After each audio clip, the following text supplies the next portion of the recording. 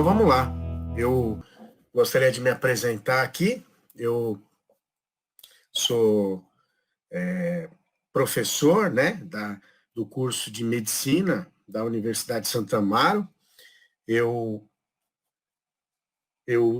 ministro as disciplinas de Bioquímica e de Farmacologia no curso de Medicina da Universidade de Santo Amaro, né? Sou supervisor da Liga de Farmacologia, criada, né, esse ano aqui, na Unisa.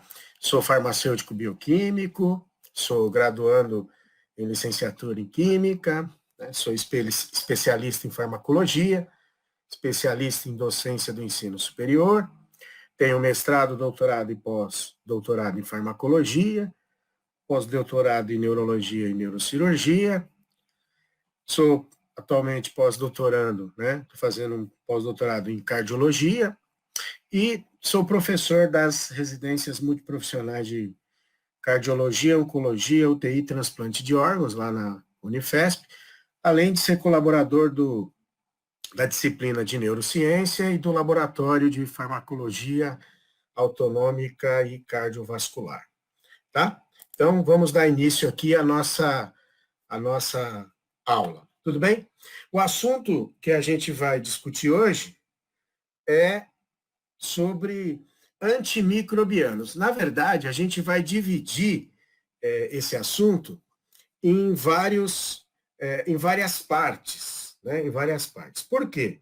Porque o assunto antimicrobiano, ele é muito vasto, né? Ele é muito vasto, tá? Por isso, a gente decidiu dividi-lo em três partes. Nós vamos hoje discutir o assunto antibióticos. Numa próxima aula, nós vamos discutir assunto antifúngicos e, posteriormente, nós vamos discutir antivirais, tá bom? Então, hoje é a nossa parte 1 de antibióticos. Então, vamos lá, eu espero que seja uma aula bastante produtiva para todos nós, tá? Então, quando a gente fala de antibióticos, de antimicrobianos, a gente tem que ter em mente alguns conceitos e algumas definições, né? E é claro que a gente tem que ter em mente, né?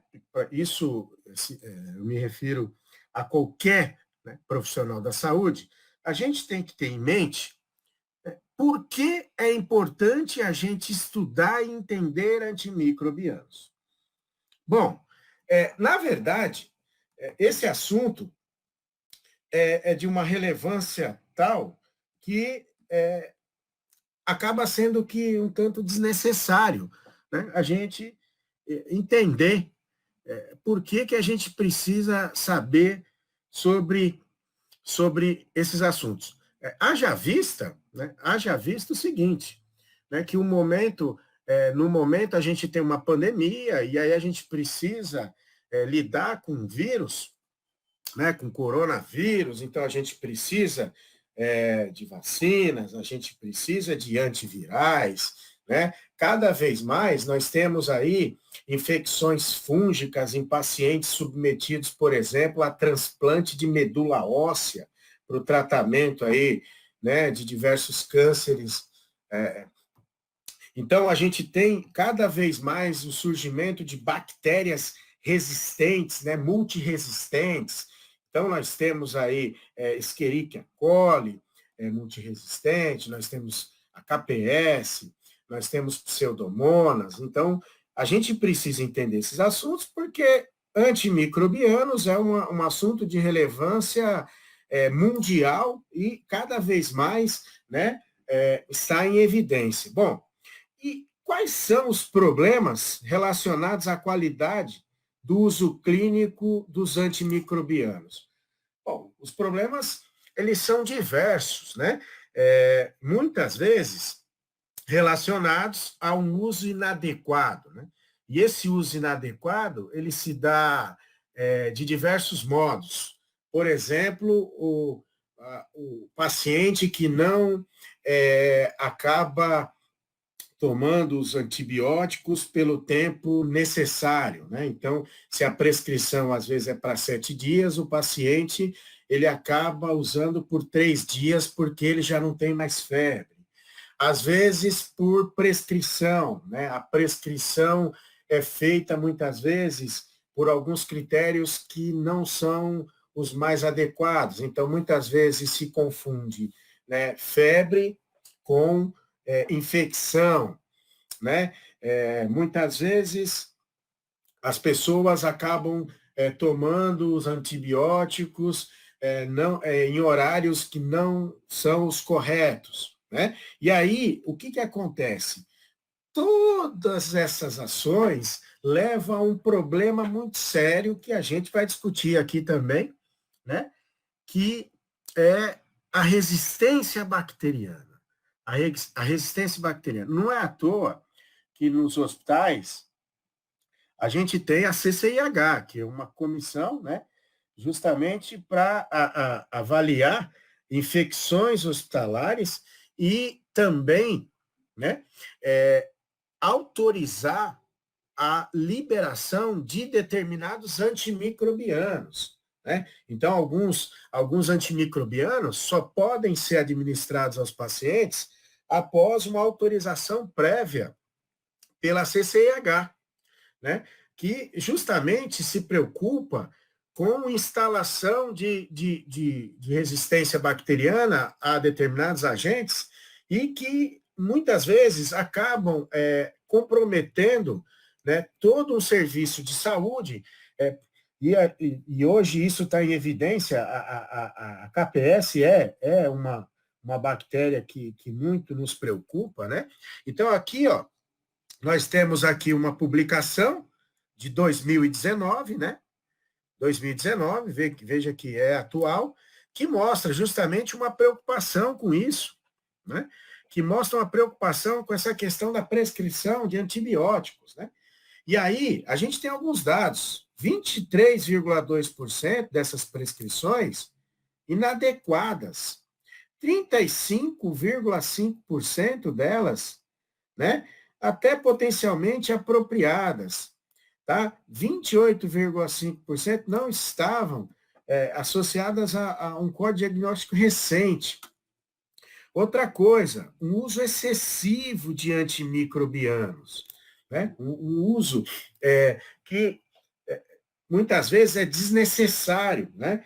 A pessoa, muitas vezes, ela está com uma infecção viral sem ter concomitantemente uma infecção bacteriana, ou sem ter o risco dessa infecção bacteriana, e muitas vezes, né, recebe uma prescrição ou vai atrás e busca utilizar, né, antibióticos que não vão ter uma ação nenhuma sobre o vírus. E isso é um problema que atinge proporções mundiais, né? Tanto é que esse estudo aqui, ele não foi realizado, né, no Brasil, e ele justamente demonstra isso e a gente percebe cada vez mais. Sem contar que o uso de antimicrobianos interfere diretamente nas diferentes microbiotas que nós temos, tá? Então é muito comum você ter problemas intestinais devido a um uso inadequado e exacerbado de antibióticos, porque você destrói aquela microbiota intestinal e isso propicia o surgimento de agentes etiológicos patológicos que acabam gerando um sério problema, né? Um sério problema. Bom, quando a gente fala de antimicrobianos, né, a gente tem algumas classes importantes, né, que a gente precisa discutir. Hoje, nós discutiremos os antibacterianos, né, os antibacterianos, tá certo? Mas a gente também pretende discutir aqui com vocês os antifúngicos, tá, que são muito utilizados em nível hospitalar, e os antivirais, que também são muito prescritos, muito utilizados, e que também acabam gerando, muitas vezes, né, uma resistência viral de tal maneira que novos fármacos precisam ser descobertos e lançados no mercado para que a gente possa combater e tratar os pacientes com as infecções. Bom, então, aqui eu estou usando um conceito de Alexander Fleming. Alexander Fleming, todos já devem ter ouvido falar, um pesquisador, né, que trabalhava no Hospital St. Mary e que trabalhava com culturas de bactérias, tá? O ano, uns dizem 1928, né, outros 1929, mas tudo bem. O que Alexander Fleming descobriu? Bom, ele encontrou numa placa de Petri, no meio de cultura, né, de bactérias, um espaço vazio, sem a presença de bactérias, né? E no centro disso, uma colônia de fungos que posteriormente foram descobertos que se tratava de Penicillium notatum. Penicillium notatum, por suas características, né? Por suas características, e ele descobriu que o motivo pelo qual ao redor desses fungos não havia a presença de bactérias, ou seja, as bactérias tinham sido mortas e não conseguiram se reproduzir naquele local, era justamente uma substância produzida pelo fungo, né, que foi denominada de penicilina, cuja estrutura geral está aqui, né? A estrutura geral está aqui.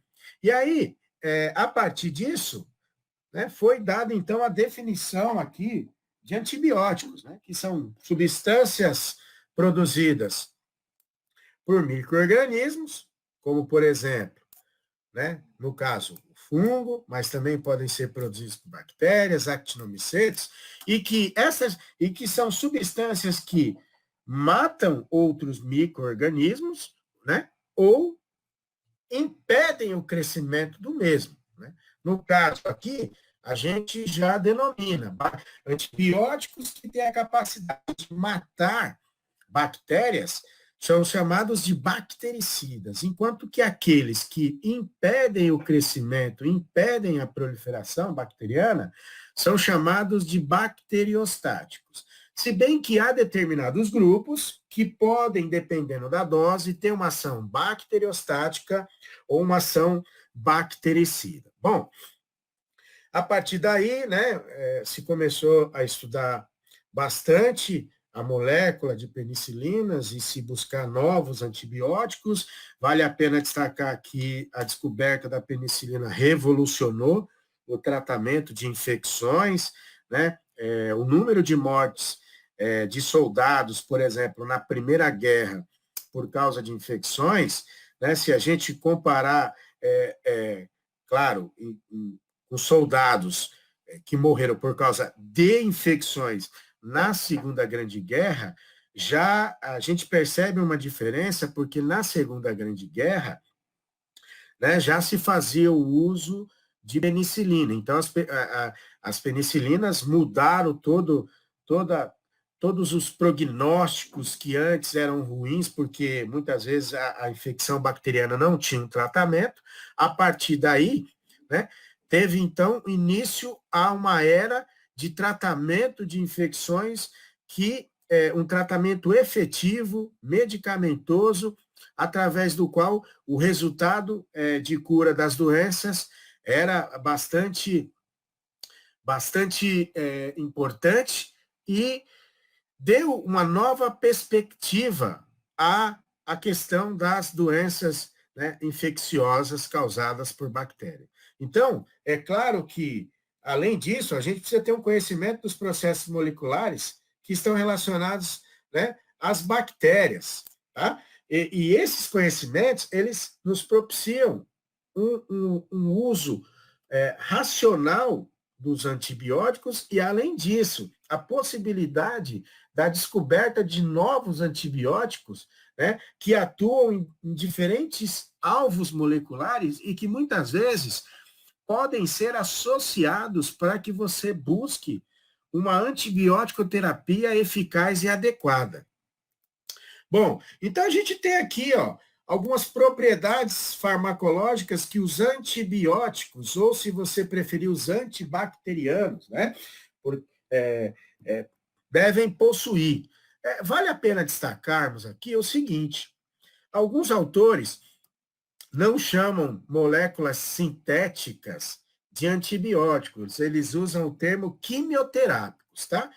Então, muitos autores diferenciam isso justamente por causa da origem, né? Se a origem é natural, antibiótico, se é sintético ou semissintético, eles chamam de quimioterápicos. Eu só falo isso porque certa vez um aluno veio muito preocupado porque estava escrito num determinado exame que o tratamento deveria ser feito com quimioterápico, e aí ele já associou necessariamente o termo quimioterápico com câncer, tá? Então, não é necessariamente, nem todo quimioterápico é um antineoplásico. Bom, então, quais são as propriedades farmacológicas que os antibióticos precisam ter? Bom, eles precisam, né? Você precisa avaliar a absorção desse antibiótico, a distribuição desse antibiótico, o metabolismo e a excreção. Então, por exemplo, quando a gente fala aqui da penicilina, é importante sabermos que as penicilinas, por exemplo, são muito pouco distribuídas para o sistema nervoso central, né? Devido à barreira hematoencefálica, por exemplo. É importante a gente entender que muitas penicilinas não sofrem biotransformação hepática e que elas são excretadas, muitas vezes, de forma inalterada. Por esse motivo, né, em alguns momentos,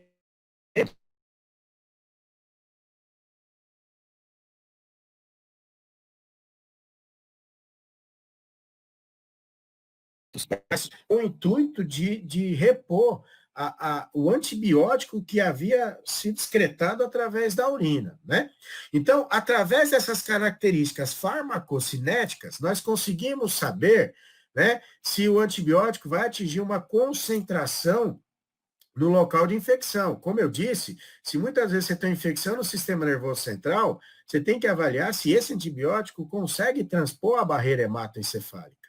E ainda, se essa concentração atingirá o que a gente chama de concentração inibitória mínima do patógeno, porque não basta chegar, tem que chegar, né, ao local da infecção em concentrações que são concentrações ativas e que podem atuar e promover o tratamento da infecção.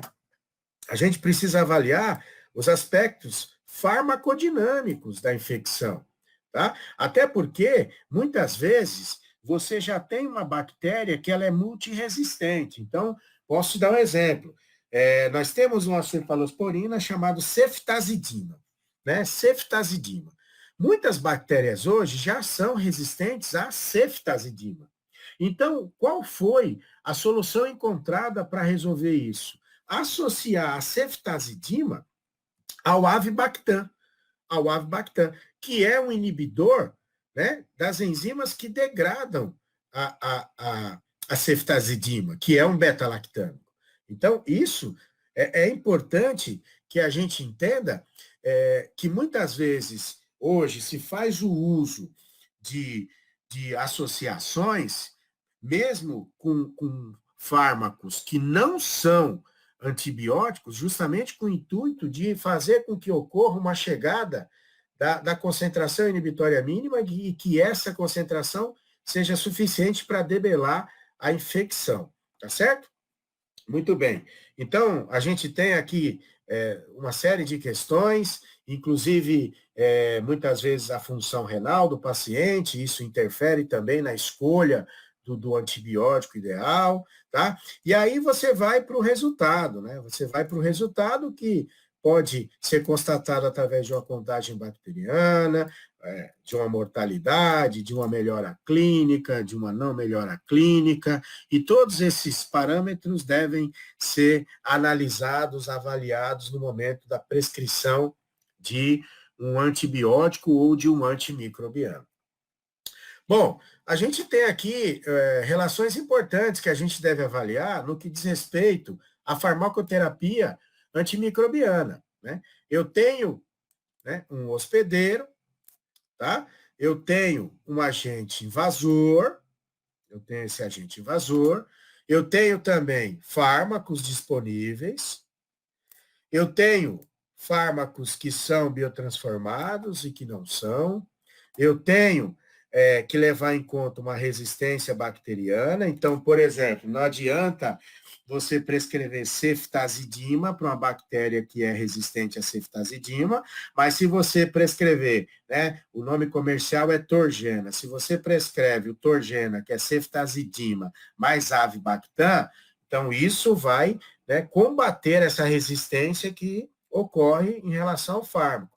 Temos que analisar como está esse hospedeiro sob o ponto de vista imunológico para a gente determinar se a gente vai usar um antibiótico de ação SIDA ou ação estática. Como assim? Se o paciente está bem, sob o ponto de vista imunológico, se não há nenhuma doença, nenhum tratamento que comprometa a atividade imunológica desse paciente, né, a gente pode até usar aí um bacteriostático, né, que geralmente atuam inibindo a síntese proteica. Então, você pode usar um bacteriostático, tá? Por exemplo, você pode usar um aminoglicosídeo, você pode usar uma tetraciclina. Agora, se o paciente, né, tem uma doença que compromete o funcionamento do sistema imunológico, se ele está tendo um tratamento, por exemplo, com glicocorticoides, que compromete, né, o funcionamento e a ação do sistema imunológico, então, né, para esse paciente, geralmente é indicado um bactericida. Um bactericida, um antibiótico que causa a morte desse paciente, tá certo? Claro que eu tenho que avaliar os efeitos adversos. Então, por exemplo, eu tenho que prescrever um bactericida, né, porque o paciente imunologicamente não está competente, tá bom.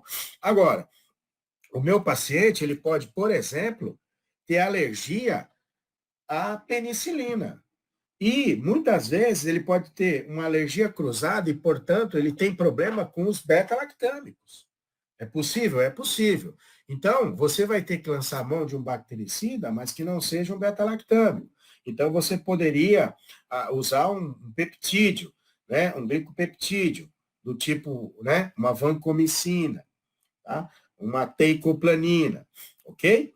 E aí, é claro, que você tem que levar em conta todas essas relações, né? Todas essas relações, as reações imunológicas, tanto para debelar a infecção quanto para causar uma reação de hipersensibilidade de classe 1 mediada por imunoglobulina do tipo E, né, que pode levar, por exemplo, ao choque anafilático.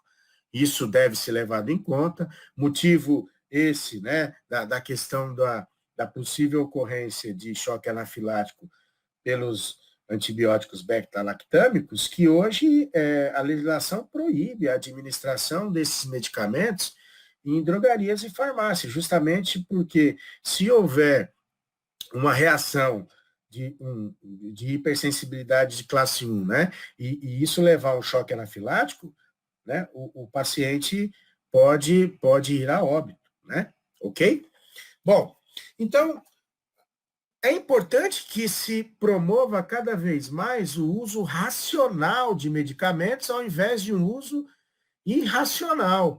Então, né, muitas vezes se faz o tratamento, como eu disse, de estados febris, de origem desconhecida, com antibiótico, quando muitas vezes a questão é unicamente viral. Né? Então, tenta se tratar, às vezes, infecção viral com antibiótico. Muitas vezes, dosagem ou frequência, né, incorretas. Né? Dosagem pode pôr até o /E. Né? /E, frequências incorretas, doses incorretas. Né? tempo de tratamento incorreto, né? Muitas vezes, a necessidade de outras condutas que muitas vezes não são feitas e aí acabam prejudicando. Então, de repente, a realização de uma drenagem de um local infeccionado, né, para retirada do pus, que é um conjunto de leucócitos com células daquele tecido destruídas, junto com as bactérias, né? Uma drenagem, por exemplo, facilitaria o combate à infecção, né? E muitas vezes a prescrição de antibióticos que não são eficazes contra determinados, né, tipos de bactérias. Isso acontece? Nossa, acontece bastante, né? Por quê? Porque, às vezes, a infecção é causada por uma bactéria que ou ela é resistente ou ela não é suscetível à ação do antibiótico, e aí o uso desse antibiótico não vai acarretar um benefício terapêutico e farmacológico ao paciente, mas vai contribuir para que haja cada vez mais resistência bacteriana, né, a antibióticos. Tá? Então, aqui, ó, quando a gente fala de resistência bacteriana, o que a gente está falando? A gente está falando sobre a capacidade que as bactérias, né, possuem de se, né, possuem de se tornar o quê? Resistente à ação de vários fármacos antibióticos, né? Os mecanismos, em geral, eles são os mesmos. A gente pode destacar aqui, basicamente, 4 mecanismos gerais, né? 4 mecanismos gerais. Eu saliento bastante, por exemplo, a inativação do fármaco por enzimas bacterianas, né? A inativação do fármaco por enzimas bacterianas. Então, vamos lá. A amoxicilina, que é uma penicilina de uso oral, né? Ela hoje, normalmente, é prescrita em associação com ácido clavulânico na forma de sal, né? Clavulanato de potássio. E qual é o intuito dessa associação, turma? O intuito, o ácido clavulânico, o clavulanato de potássio que está lá, ele não tem uma ação antibiótica. A ação dele, na verdade, é inibir as enzimas penicilinases que pertencem ao grupo das beta-lactamases, enzimas estas que são capazes de quebrar, de hidrolisar o anel beta-lactâmico, que eu vou mostrar para vocês, né, que tem basicamente uma estrutura muito semelhante a essa aqui, né? Muito semelhante a essa aqui, e é um anel formado, né, por 4 átomos. Então, a gente tem 3 carbonos. Deixa eu mostrar aqui para vocês. Eu tenho aqui a estrutura aqui, ó, né? Então, eu tenho aqui, ó, esse anel beta-lactâmico, ó, tá vendo? Ele tem uma amida cíclica, né? E aí, justamente nessa posição aqui, que ocorre a quebra da ligação, né? E aí, a enzima, ao produzir isso, né? Então faltou aqui a dupla oxigênio, né? Ao produzir essa quebra, o que acontece? Ela abre o anel e, ao abrir o anel, torna o fármaco ineficaz. E isso pode acontecer com todas as classes dos beta-lactâmicos, que são 5 classes, basicamente. Nós temos as penicilinas, as cefalosporinas, os monobactâmicos, os carbapenêmicos e as cefamicinas também. Então, você veja você que essas enzimas degradam uma quantidade enorme de classes de fármacos, e dentro de cada classe nós temos um N muito grande de fármacos. Então, produção de enzimas, né, que degradam a estrutura química do fármaco sem dúvida nenhuma, uma estratégia importante de resistência bacteriana. Outra coisa, modificação do alvo molecular, né? Modificação do alvo molecular, tá? Porque normalmente os alvos moleculares dos fármacos são proteínas. São proteínas. E como a síntese proteica depende do número, dos tipos e da sequência dos aminoácidos, pode ocorrer o quê? Uma mudança dessa estrutura a partir de uma síntese proteica. E mudando essa estrutura, o que acontece? As bactérias dificultam a ligação dos fármacos, dos antibióticos, aos seus alvos moleculares presentes naquelas proteínas. E aí não há um reconhecimento, não há um encaixe, não há um número, a formação de um número de ligações químicas, né, suficiente para gerar um efeito do fármaco. Também é um outro mecanismo de resistência. Muitas vezes, as bactérias causam desvios metabólicos, e esses desvios metabólicos acabam fazendo com que ocorra o quê? Né? Uma ineficácia, porque o fármaco às vezes não consegue se ligar, tá? Não consegue se ligar. Aqui também vale destacar o seguinte, né? Vale destacar a criação das chamadas bomba de efluxo. Né? Bomba de efluxo. O que é isso?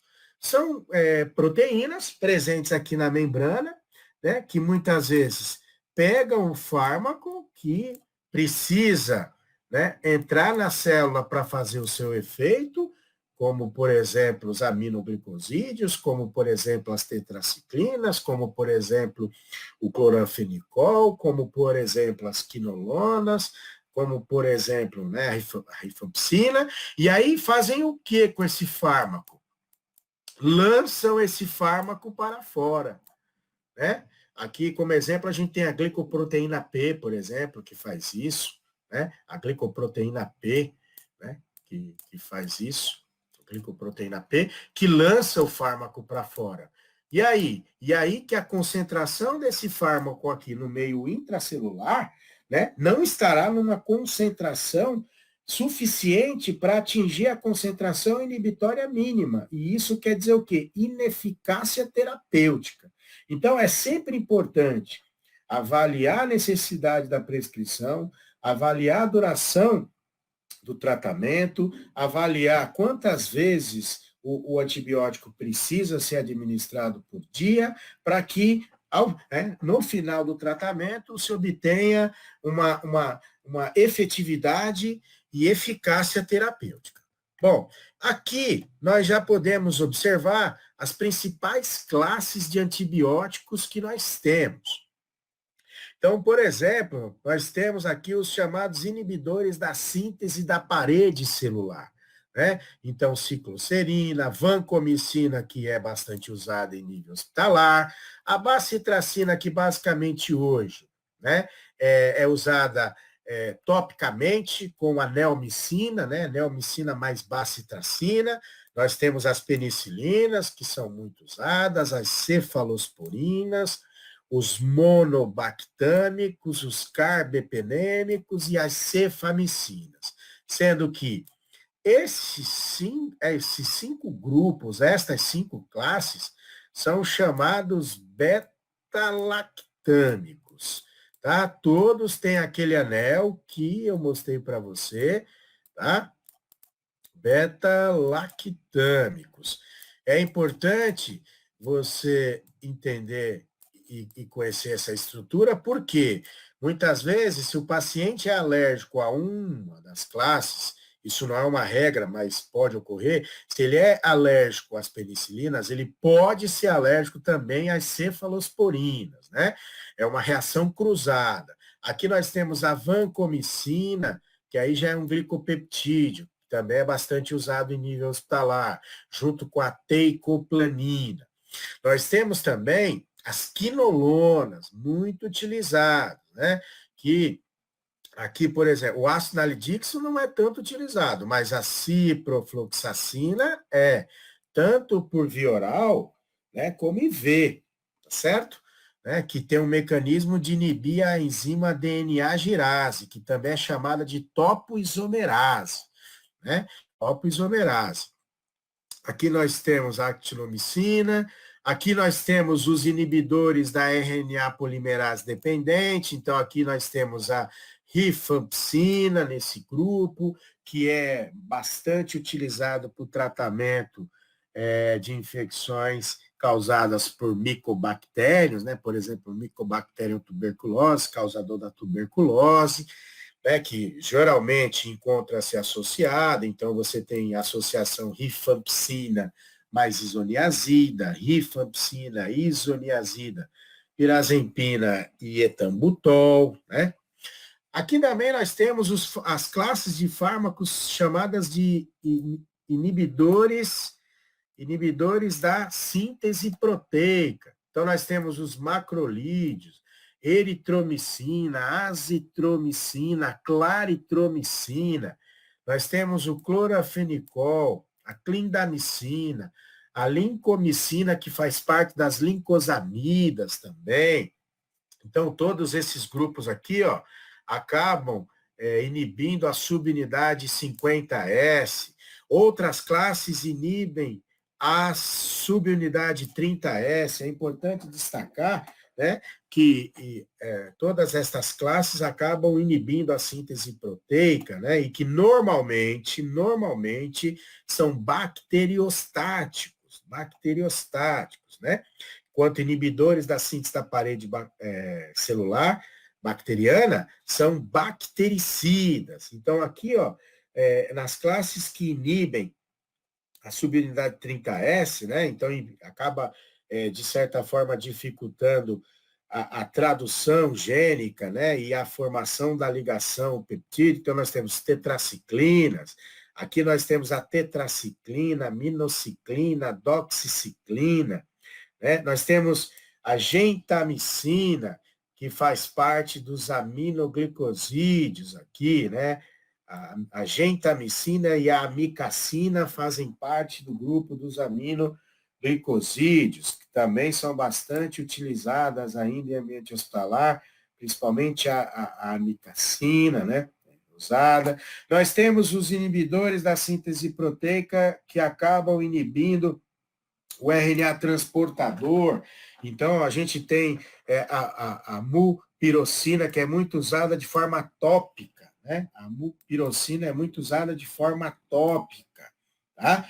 Nós temos algumas outras classes aqui que não são ainda tão utilizadas, mas temos, por exemplo, fármacos que acabam danificando a membrana bacteriana, e esses sim são muito utilizados. Então, por exemplo, aqui nós temos as polimixinas, a daptomicina, né? É importante destacar que as polimixinas são muito usadas para infecções oculares, por exemplo, a polimixina B, mas também são muito usadas por via injetável, muitas vezes para o tratamento de Escherichia coli multiresistente, né? Então, muitas vezes, quando o paciente está com infecção por Escherichia coli multiresistente, se faz a necessidade do uso de polimixina B, né, administrada por via injetável, por exemplo. Bom, então vamos lá.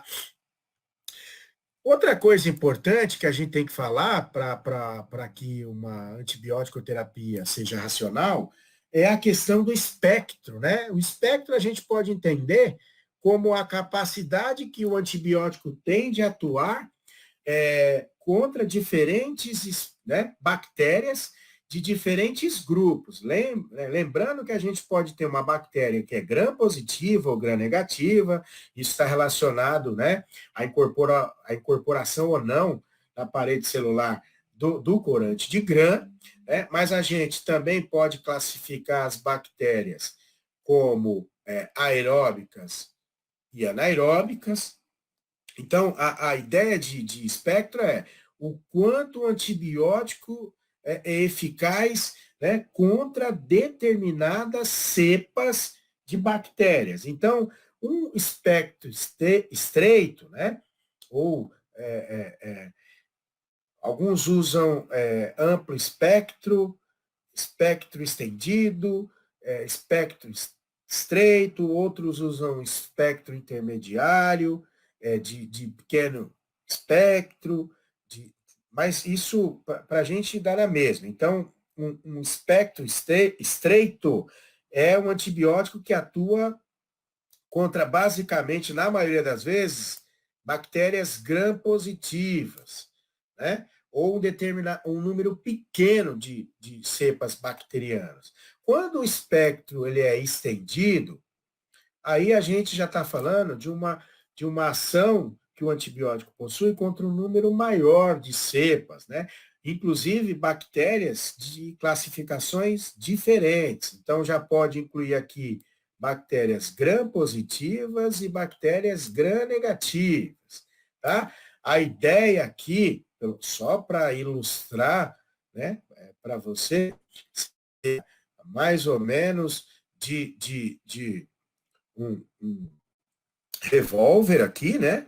Aqui, então, a gente teria uma espécie de um só, né? Para fins didáticos, né? Pelo amor de Deus, nada além disso, né? Só para mostrar aqui a capacidade de alcance. Então, aqui teríamos um revólver, aqui a gente estaria falando de algo semelhante a um fuzil, e aqui a gente estaria falando de algo como um míssil, tá? Mas, de novo, é só para dar ideia de alcance e de poder de ação, tá? Nada de fazer apologia a armas de fogo, nada disso, tá bom? Aqui, na questão do amplo espectro, o que acontece? Você pode atingir aqui espécies gram-positivas, gram-negativas, aeróbicas, anaeróbicas. Agora, uma coisa é importante. Quando a gente começa a usar antibióticos de amplo espectro, turma, a gente está causando um dano ainda maior nas microbiotas. Então, nós temos uma microbiota bucal, nós temos uma microbiota intestinal, nós temos uma microbiota pulmonar, nós temos uma microbiota na pele, nós temos uma microbiota nos sistemas genitais, e claro que conforme utilizamos antibióticos, né, conforme nós utilizamos antibióticos, o que nós temos?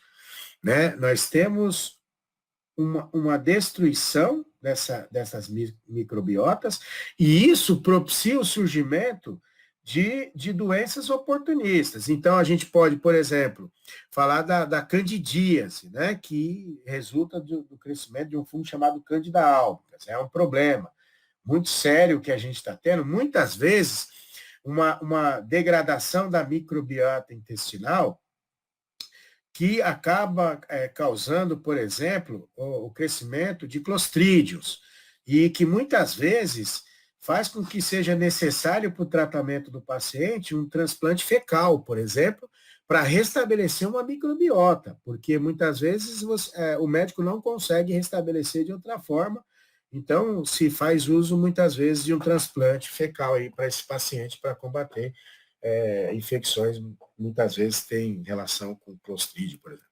Bom, então, a gente já discutiu um pouco aqui os mecanismos de ação, a gente pode relembrá-los aqui, né, rapidamente. Então, nós temos os inibidores da síntese de parede, os beta-lactâmicos, né, penicilina, cefalosporinas, monobactâmicos, carbapenêmicos, cefamicinas, nós temos os polipeptídeos, como, por exemplo, a vancomicina, mas também tem a teicoplanina, né?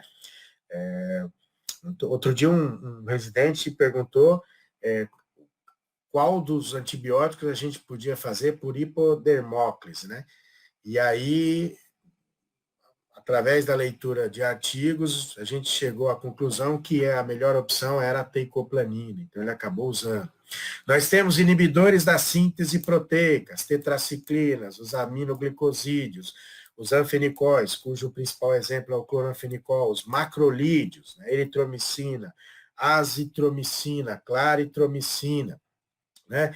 Aqui a gente pode até fazer um adendo. Atualmente, a azitromicina está sendo muito utilizada em ambiente hospitalar com finalidade procinética, né? E aí, claro, qual é uma das consequências disso? Nós podemos criar bactérias multiresistentes rapidamente à azitromicina devido a esse uso off-label, mas que está sendo muito adotado, né, em diferentes hospitais, certo?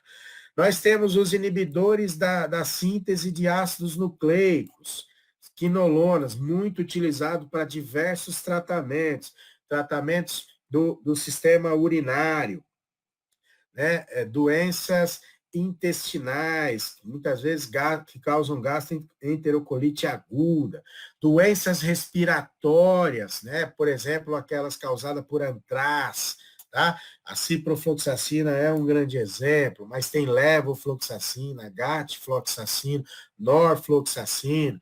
Aqui nós temos a rifampicina, que inibe, né? A DNA dependente. Nós temos os chamados antimetabólicos, que são fármacos que inibem a síntese de ácido fólico na bactéria a partir do ácido paraminobenzoico, ou seja, do PABA. Nós temos, né, os fármacos que atuam em membrana, que são as polimixinas, dentre as quais se destaca a polimixina B. Então, para a gente só entender, né, melhor o mecanismo, lembra que a gente tem a gram-positiva, uma bactéria gram-positiva, uma gram-negativa, e que essas bactérias, elas têm características diferentes naquilo que se refere à parede celular, né? As gram-positivas têm uma parede mais espessa, com grande quantidade de peptidoglicanos, né? Muitas moléculas de N-acetilcisteína, ácido N-acetilmurâmico, tem o ácido tecóico aqui, o ácido lipotecóico aqui na sua presença, tá? E aí, o que acontece? Né? Lembra que essa parede celular, ela é constituída, né, por ligações realizadas por enzimas que a gente chama de transpeptidases e que ligam paredes paralelas, né, que formam as pontes, as ligações peptídicas aqui. E isso dá rigidez a essa membrana celular, que tem um papel importante de proteção da célula e, principalmente, para evitar uma ruptura causada por uma elevada pressão intracelular, né? A ruptura da membrana, da parede celular, perdão, ou a não síntese dessa parede vai levar a uma ruptura da membrana celular e vai levar à morte da bactéria. Por isso que os fármacos que atuam inibindo a síntese de parede celular têm ação bactericida. E o que acontece?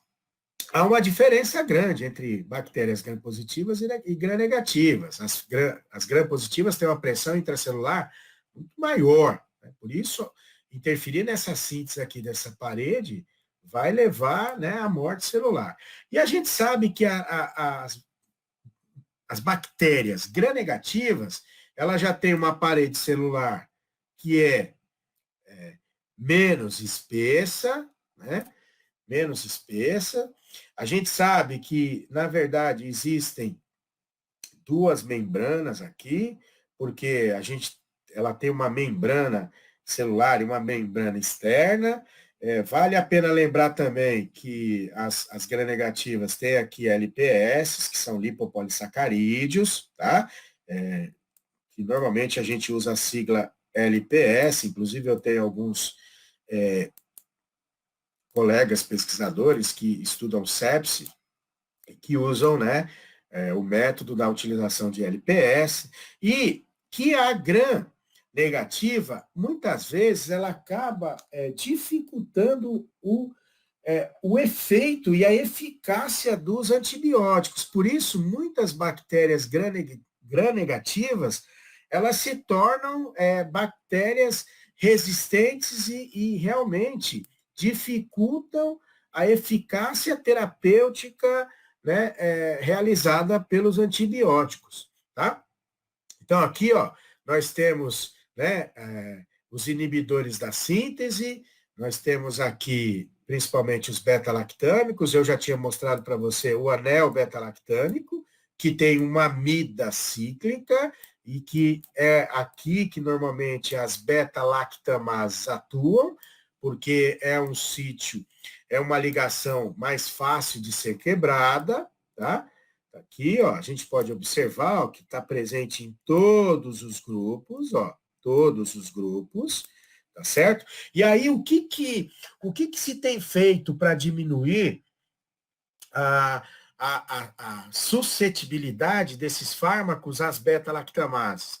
Né? Tem se adicionado aqui grupos maiores, grupos químicos maiores, né? De tal forma que esses grupos químicos causem uma proteção espacial, né, dessa ligação e do grupo beta-lactâmico, né, e dessa forma acabe diminuindo o acesso das enzimas beta-lactamases a esse anel e, dessa forma, mantém a integridade do anel beta-lactâmico. Além disso, esses fármacos estão sendo muito associados aos inibidores de enzimas beta-lactamases, por exemplo, ácido clavulano, ácido clavulânico ou clavulanato de potássio, avibactam, tazobactam, são todas substâncias que são associadas aos beta-lactâmicos com o objetivo de preservar o anel beta-lactâmico e, desta forma, preservar a ação farmacológica dos antibióticos.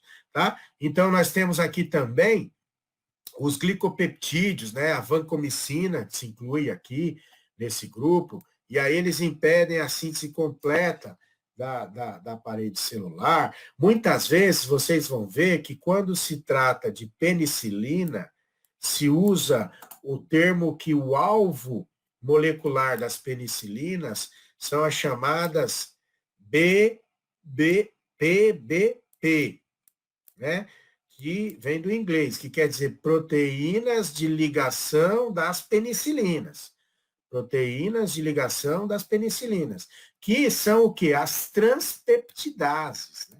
Transpeptidases. Quem são as transpeptidases? São as enzimas que promovem a ligação entre as cadeias paralelas de peptidoglicanos, né? E dessa forma fornece rigidez e sustentação a essa parede celular.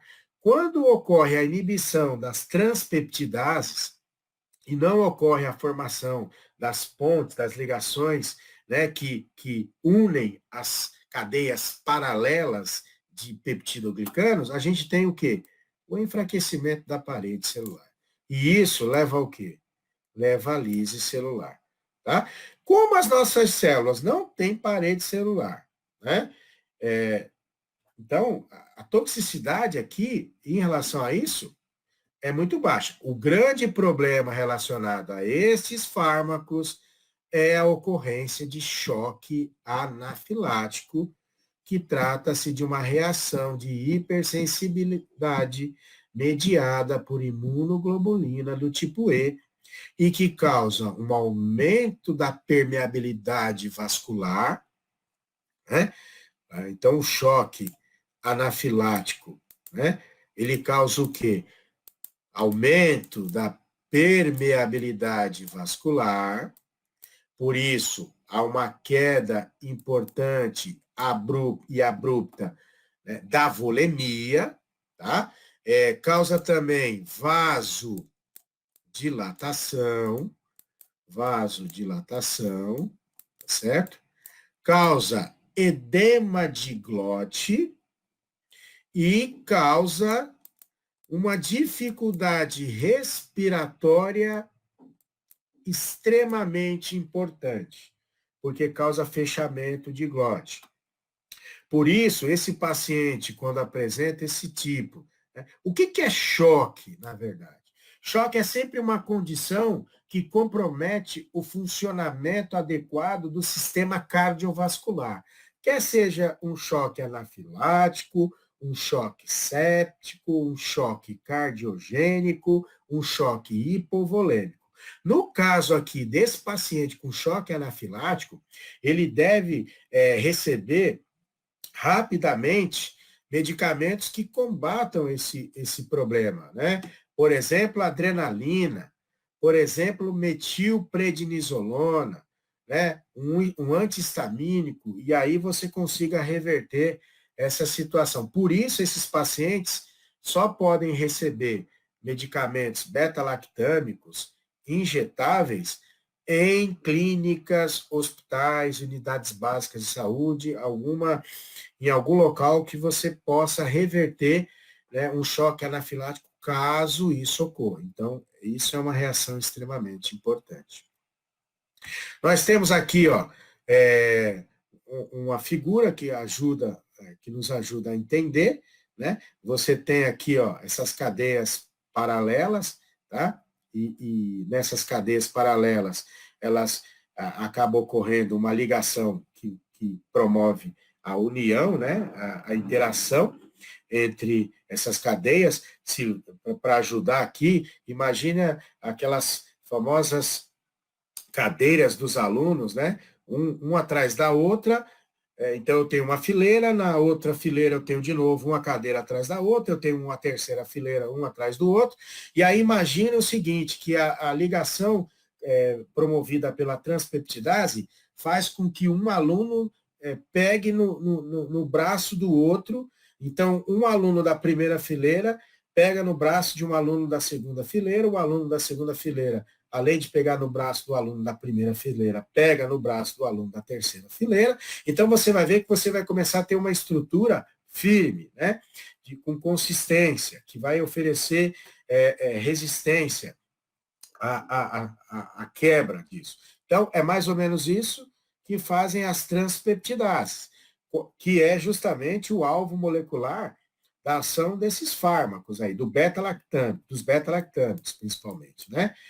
Os glicopeptídeos atuam um pouco diferente, eles se ligam ao sítio lá da D-alanil, D-alanina, e aí impede a formação da ligação cruzada. De qualquer forma, os inibidores da síntese de parede celular, eles inibem a formação das ligações cruzadas, né, entre as cadeias. Então, dessa forma, acaba o quê? Tirando dessa membrana, né, a possibilidade de promover suas funções biológicas, que é da proteção às bactérias a agentes externos e também evitar a ruptura da membrana devido a uma pressão intracelular elevada, tá certo?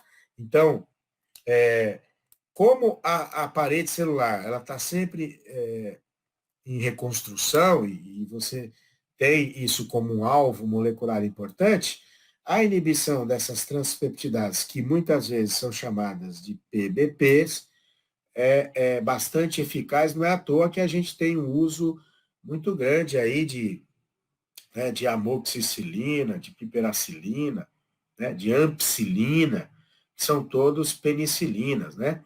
Certo? Quais são as indicações aqui, né? A gente tem várias indicações dos inibidores da síntese de parede bacteriana. Então, septicemia, que é um quadro de infecção generalizado, então, a cefuroxima, a cefotaxima, tá? Nós temos para o tratamento de infecções das vias aéreas superiores, então aqui nós temos a cefalexina, é muito usada, a amoxicilina, que é uma penicilina, é muito usada, para pneumonias, para o tratamento da meningite, por exemplo, a ceftriaxona, cujo nome comercial é Rocefin, né? Pode ser administrado por via intramuscular ou via intravenosa. Infecções do trato biliar, infecções das vias urinárias, principalmente em gestantes, já que em gestantes não é bom prescrever quinolonas, né? Sinusite, por exemplo, cefadroxila, é bastante utilizado. Tá? Aqui nas penicilinas também são semelhantes, né? Mas a meningite bacteriana. Professor, mas o senhor falou que as penicilinas têm dificuldade em chegar ao sistema nervoso. É verdade, mas quando elas estão com meningite, você tem uma mudança, né, de distribuição das penicilinas ao sistema nervoso, justamente por causa dessa infecção que leva à inflamação, né? Infecções ósseas, né, que são as osteomielites, infecções cutâneas, tecidos moles, então você pode usar ibenizil, penicilina. Para sífilis também é muito usado, né? Infecções das vias urinárias, pode-se usar amoxicilina. Infecções causadas por pseudomônio, então eu posso usar a piperacilina associada, né? Associada ao tazobactam,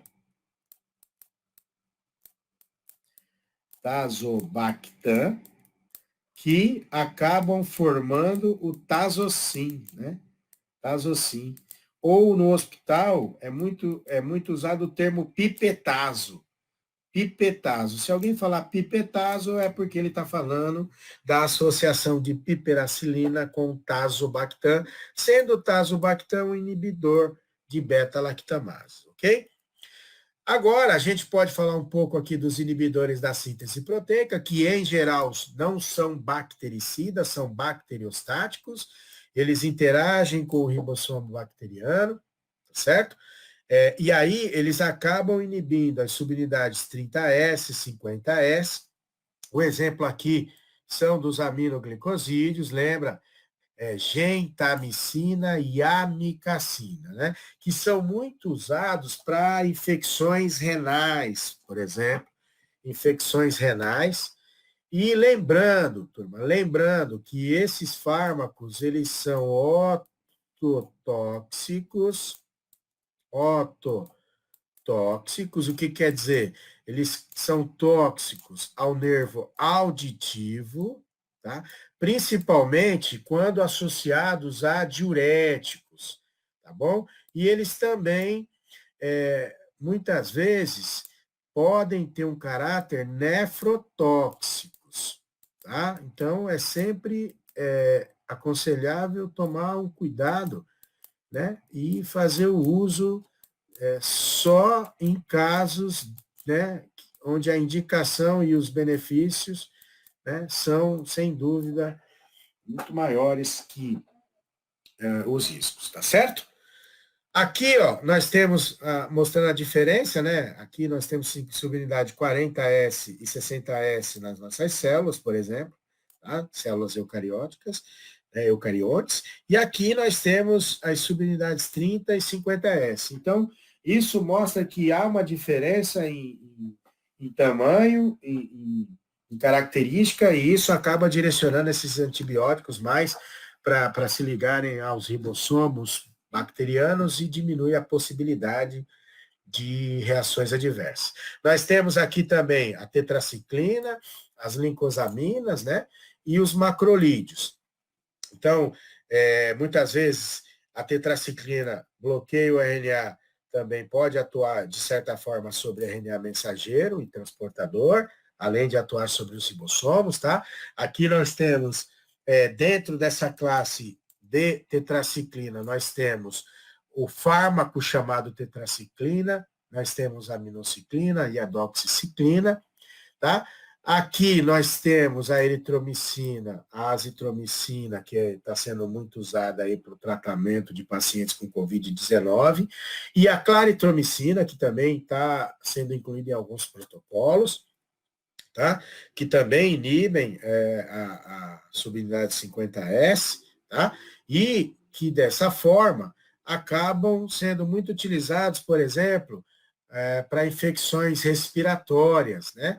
E a azitromicina também é muito usado para infecções odontológicas, por exemplo, né? E, como eu já disse, a azitromicina está sendo muito utilizada em ambiente hospitalar como um procinético em pacientes que não podem fazer uso de domperidona e de bromoprida, tá certo? Nós temos os inibidores da síntese do tetrahidrofolato, né, que são bloqueadores do metabolismo bacteriano, tá certo? Lembra que o ácido fólico, para nós, é uma vitamina, mas para as bactérias não é. Lembrando que vitaminas são substâncias químicas orgânicas, com várias funções orgânicas e que não são produzidas no nosso organismo e, por isso, nós precisamos obter através da dieta, né? Já para as bactérias, não. Elas pegam o ácido paraminobenzoico e transformam em folato a partir da ação da enzima de hidropteroato sintetase, ou sintase, como alguns autores preferem. E esse folato, ele sofre uma redução a tetrahidrofolato, né, pela ação da enzima de hidrofolato redutase. Por esse motivo, se usa muito o que nós chamamos de associação cotrimoxazol. Cotrimoxazol. O que é o cotrimoxazol? É o Bactrim, o nome comercial, é a associação de uma sulfonamida mais a trimetoprima. E a sulfonamida mais usada em ambiente hospitalar é o sulfametoxazol. Sulfametoxazol, né? Que é o Bactrim, ou também chamado por alguns autores de cotrimoxazol. O que fazem as sulfonamidas, né? Então, aqui eu coloco o sulfametoxazol, que é muito usado, né, por via oral, e IV quando tem, não está tendo, mas pode ser usado. A sulfadiazina de prata, que é muito usada, 1% para o tratamento de pacientes, né, com queimaduras. Essas sulfonamidas inibem a transformação do ácido paraminobenzoico em folato. Como? Inibindo, né, a dihidropteroato sintase ou sintetase. E dessa forma, não tem folato, ou diminui a produção de folato. Por isso, há uma menor produção de tetrahidrofolato. Por quê? Né? Só pelo fato de diminuir o folato, já vai ter uma menor produção de tetrahidrofolato. Mas, para diminuir a resistência bacteriana, que já é relativamente grande, às sulfonamidas, se associa a trimetoprima, que, por sua vez, inibe a dihidrofolato redutase, diminuindo ainda mais a produção de tetrahidrofolato. E assim, diminui a síntese de timidilato, e reduzindo a síntese de timidilato, você diminui a síntese de DNA, que é necessário para a multiplicação bacteriana. Tá certo? Nós temos aqui fármacos que atuam na inibição da síntese ou da atividade de ácido nucleico, né? Ácido nucleico, lembra, né? O RNA, por exemplo. Então, nós temos aqui os antibióticos importantes aqui são rifampicina, metronidazol, que né, é usado aí para o tratamento da giardíase também, né? Giardia lamblia. Nós temos as quinolonas, nós temos a novobiocina. Então, como esses fármacos atuam? Bom, a rifampicina inibe a RNA polimerase DNA dependente, né? O metronidazol acaba produzindo intermediários reativos de vida curta no interior das células, e isso acaba interferindo aí com transferência de elétrons, etc. As quinolonas inibem a DNA-girase, que também é chamada de topoisomerase, certo?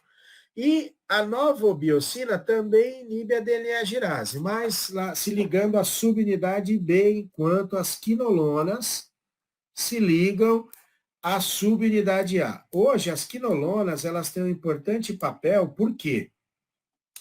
Porque elas são usadas para muitas infecções, para combater muitas infecções, principalmente aquelas do sistema urinário, né? E também infecções intestinais, né? Infecções intestinais, tá? E há muito tempo já são prescritas para cistites, né? E dependendo do caso, papielonefrite também são muito prescritas. E, como eu já havia falado anteriormente, até para infecções respiratórias, por exemplo, aquelas causadas por antraz, né? Por antraz. Ok? Nós temos aqui as principais indicações, né? Eu já havia comentado com você, ó.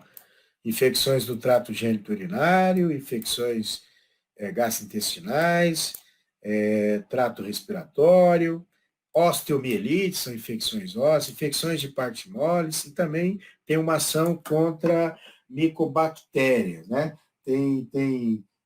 Podem ser usados em associação com outros fármacos para o combate de micobactérias portanto, da tuberculose, por exemplo, né?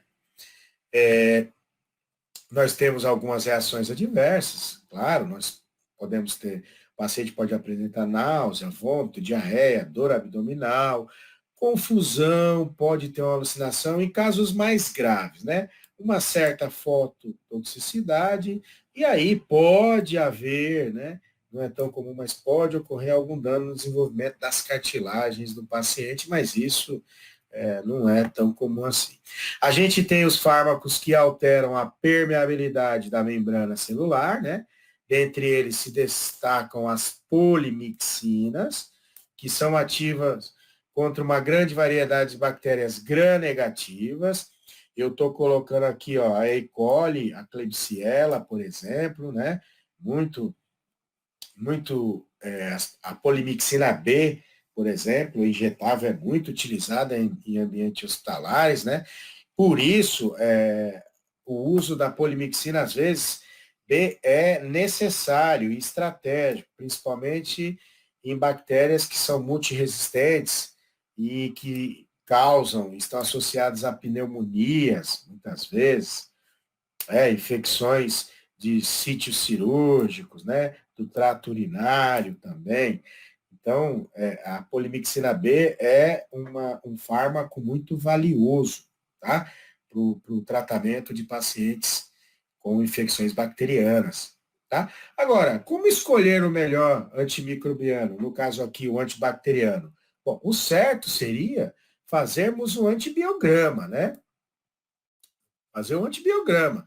Então, como é que consiste o antibiograma? A gente pega aqui na placa de PEP, né?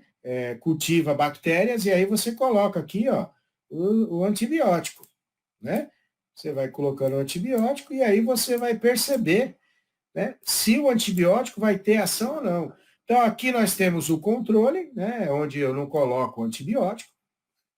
E aí, o que acontece? A gente compara aqui, ó, com Zinat, com a aumentina, né, e com Clacide, que é claritromicina. O que acontece? A gente vai observar, né, de cara, sem medo de errar, que através dos resultados obtidos a partir da realização desse antibiograma, que aqui nós tivemos um efeito maior, aqui tivemos algum efeito e aqui não tivemos efeito nenhum. Então, qual seria o ideal aqui? Vamos prescrever esse antibiótico para esse paciente. Só que na prática clínica há um problema. O paciente está com um quadro grave e o antibiograma, ele demora. Ele demora, né? Algumas, né? Ele demora horas, né? Dependendo do lugar, pode demorar dias. E aí, o que se faz até lá? Deixa a infecção progredir, né? Causar mais danos ao paciente? Não. Então, muitas vezes, na clínica médica, se prescreve um antibiótico de amplo espectro e, se houver a necessidade, né, faz uma mudança de tratamento baseado no antibiograma, né? Outro dia, recebemos lá um antibiograma de um paciente que não teve jeito. O antibiograma indicou que era polimixina B e aí teve que fazer a troca, mas muitas vezes o antibiótico de amplo espectro ele resolve. A questão maior é que vai ficando cada vez mais difícil de combater essa resistência bacteriana. Tá? E aí você pode coletar amostras para a realização do antibiograma aqui, né, de várias formas, né? Sangue, urina, fezes, tecidos, material, né? Expectoração, escarro, por exemplo, né? Tá? Como escolher o antimicrobiano? Bom, depende do sítio de infecção, do agente causal, da gravidade do caso, dos dados epidemiológicos, do hospedeiro, né? Fármaco de escolha, custo do tratamento. Por exemplo, você tem hoje no mercado, né, um medicamento chamado Torgena, que é composto por ceftazidima e avibactam. É sensacional, né, o efeito dele. Qual é o problema dele? O problema dele é que um frasco ampola, se eu não me engano, custa em torno de R$ 598. E às vezes o paciente precisa tomar 3 frascos por dia. Então nós estamos falando de em torno de R$ 1.800 por dia. Se ele precisar de 14 dias de tratamento, como é muitas vezes necessário, aí você faz uma conta, 14 vezes R$ 1.800 dia. Você já vai entender que às vezes não dá para prescrever e administrar o Torgena, né? Apesar do efeito espetacular, sob o ponto de vista farmacológico e farmacoterapêutico, né? Há uma questão aí importante que é o custo, então tem que ser avaliado, né? Criteriosamente, tá? A terapia empírica muitas vezes é realizada, o médico vai pela experiência dele, pela região, ele já analisa o possível agente etiológico e aí ele já faz essa prescrição, né? Tá?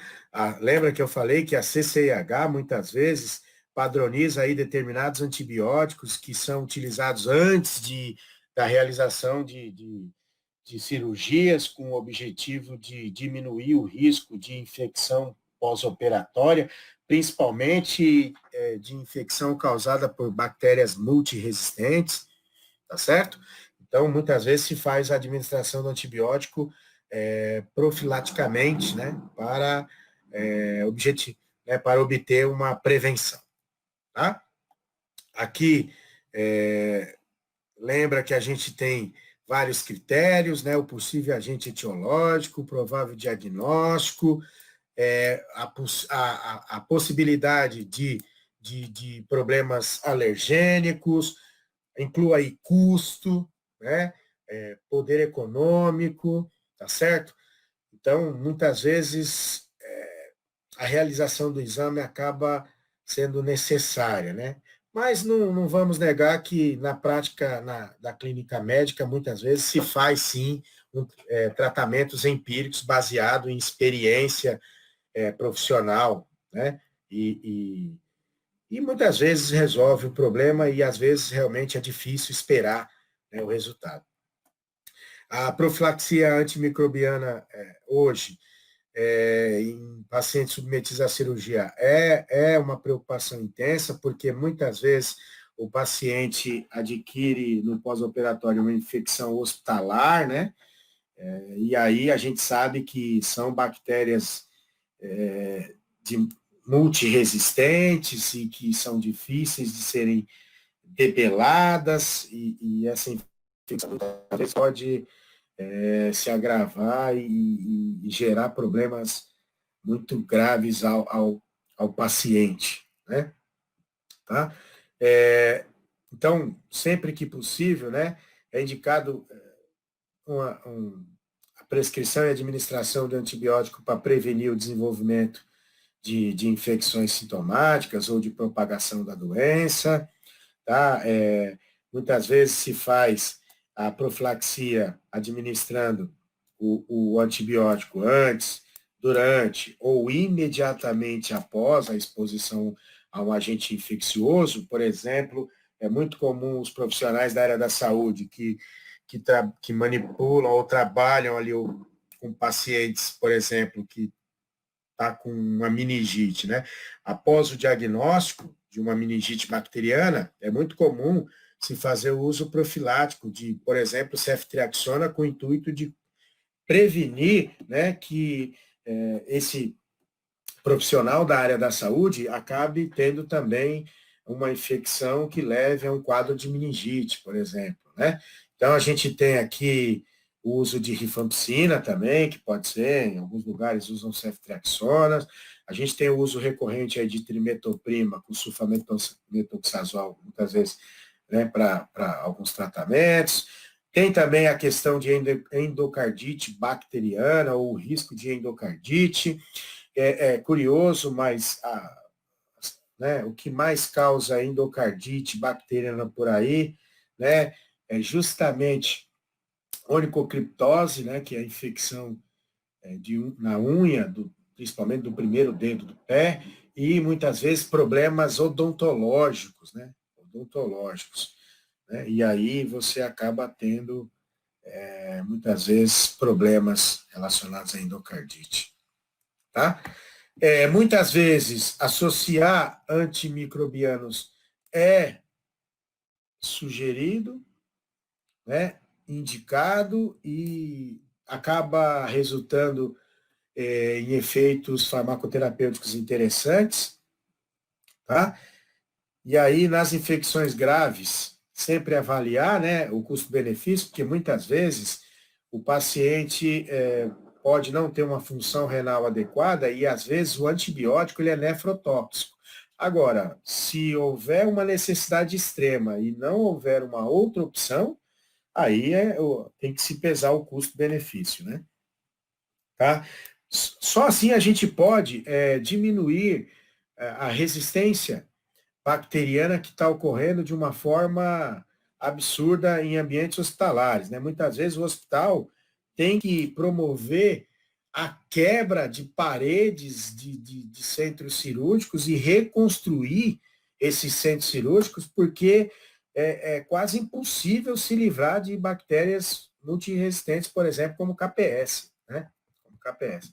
Então, quais são os parâmetros que, né, nos possibilitam avaliar como está sendo a eficácia, o sucesso, o desenvolvimento da antibioterapia? Bom, a resposta clínica e laboratorial, em 48 a 72 horas, a curva febril, o leucograma, sinais específicos, né? Você avalia aí dependendo da infecção, tá?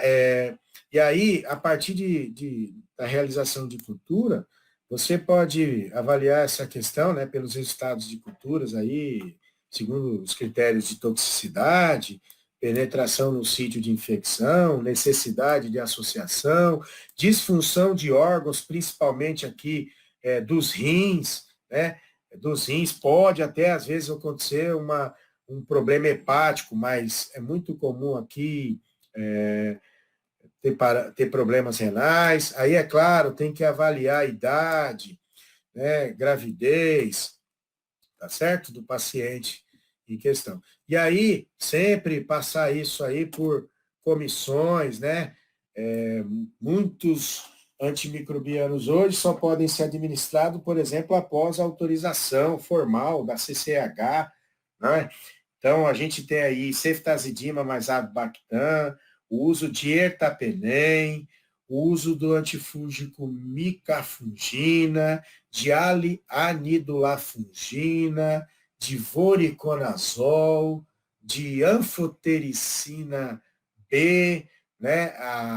Principalmente aquelas que são fornecidas pelos governos, que são a anfotericina B de complexo lipídico, anfotericina B lipossomal, e tudo isso com o intuito de diminuir o uso irracional e inadequado de antimicrobianos, né?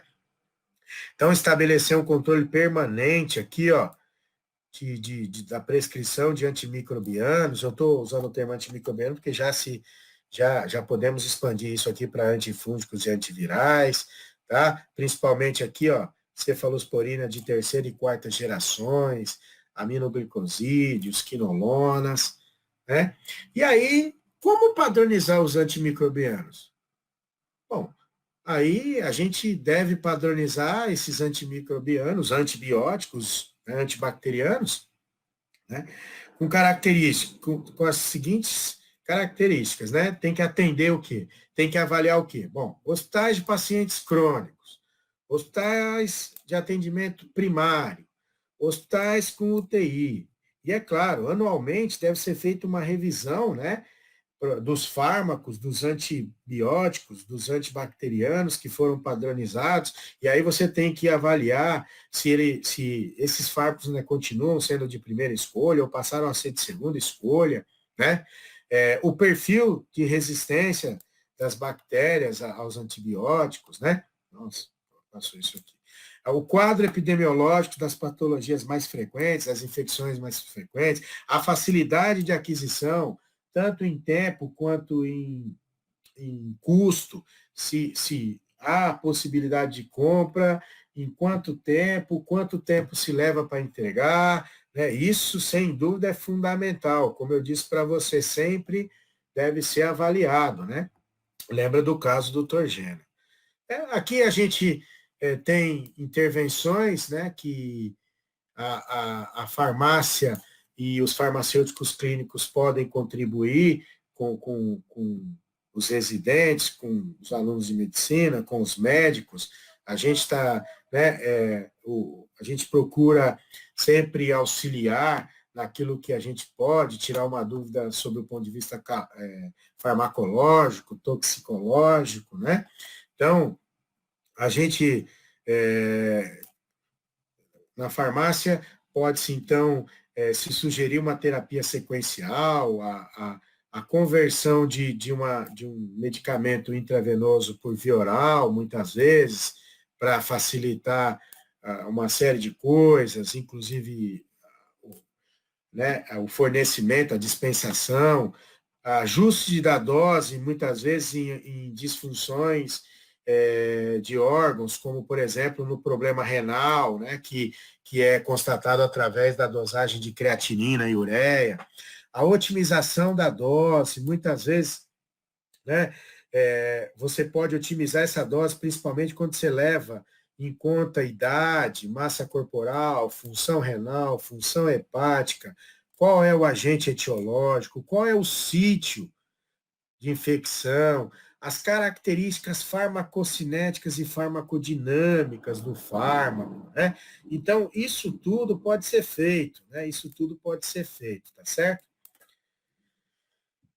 Aqui nós temos alertas automáticos que normalmente são captados constantemente, diariamente, para evitar se uma sobreposição de espectros, um uso desnecessário, até mesmo para sugerir uma suspensão automática devido a um problema relacionado ao paciente. Muitas vezes pode ser até um problema, né, idiosincrático, mas a gente avalia isso, tá certo? Interações medicamentosas aqui, ó, sempre as pressões são analisadas para se buscar isso. Então, eu, assim, finalizo essa aula de antibacterianos, né, que pretendemos fazer mais 2 aulas que serão de antifúngicos e antivirais. Eu gostaria muito, muito de agradecer, né, a todos que se inscreveram e que prestigiaram o nosso evento através da honrosa participação. Então, a todos, muito obrigado.